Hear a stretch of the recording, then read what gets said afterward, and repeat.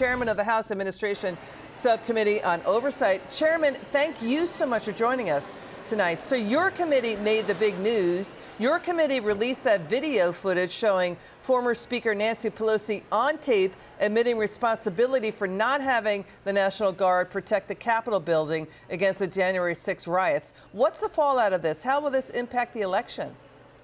Well, I'm not, I think it's probably will have some impact on the election. None of us know that, but our objective is to get to the truth of what really happened. And this was really groundbreaking information because we know that the select committee, her partisan select committee, spent about $20 million just trying to put the blame on Trump. But in the heat of the moment, she admitted that it was really her responsibility because we know that the chief of police, Chief Son, had made numerous requests for the National Guard to come to the Capitol, but somewhere in leadership that was denied multiple times. And as we heard on this tape, which we just received on Friday from HBO, that she took full responsibility for being the one that the National Guard was not there to assist the Capitol Police. Let's watch what Nancy Pelosi said. We have responsibility, Terry. We did not have any accountability for what was going on there, and we should have. This is ridiculous. You're going to ask me in the middle of the thing when they've already breached the inaugural stuff that should we call the Capitol Police? I mean, the National Guard? Why weren't the National Guard there to begin with? They thought that they had sufficient resources. No, that is not a question of how they had been. They don't know. They clearly didn't know, and I take responsibility for not having them just prepare for more. So here's the question. Should voters accept the January 6th committee report? The question is, you point out, HBO, why did HBO wait until now to turn over this never-aired footage? Why didn't Pelosi or Pelosi's daughter, who took the footage, turn it over to the January 6th committee? Because prosecutors have cited that committee's proceedings in cases against Trump and his supporters. Right, and why didn't the select committee archive that video footage that they had and pass it on to our committee? I mean, we've got over 900 videos and documents that they did not archive that they should have. So we spent almost a year just trying to recreate all the information that they had received. And I can tell you, this is just a drop in the bucket of the misinformation that is in that select committee report.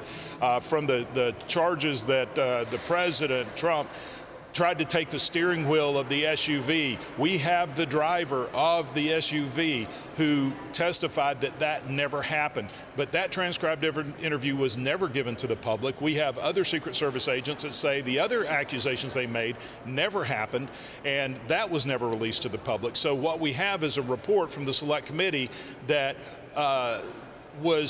evidence was cherry-picked to create a false narrative, and anything that was contrary to the narrative that they want, that Trump orchestrated this, Trump organized the attack, he was the reason, all of that information was hid from the public eye, and in some cases it appears that was destroyed. You know, it was a terrible day. Pelosi went on MSNBC to call remarks about her comments on the video, quote, revisionist history.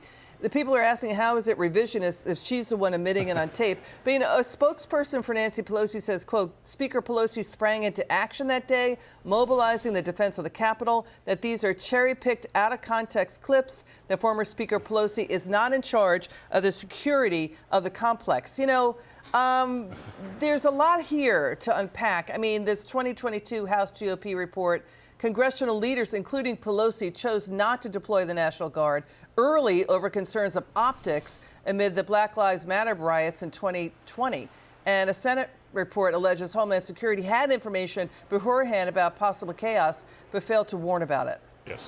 Yes, and we know that intelligence was there, that there was a high probability of violence at the Capitol, against Capitol, on January 6th. That information was passed to the Capitol Police Intelligence Division, but it never went any further.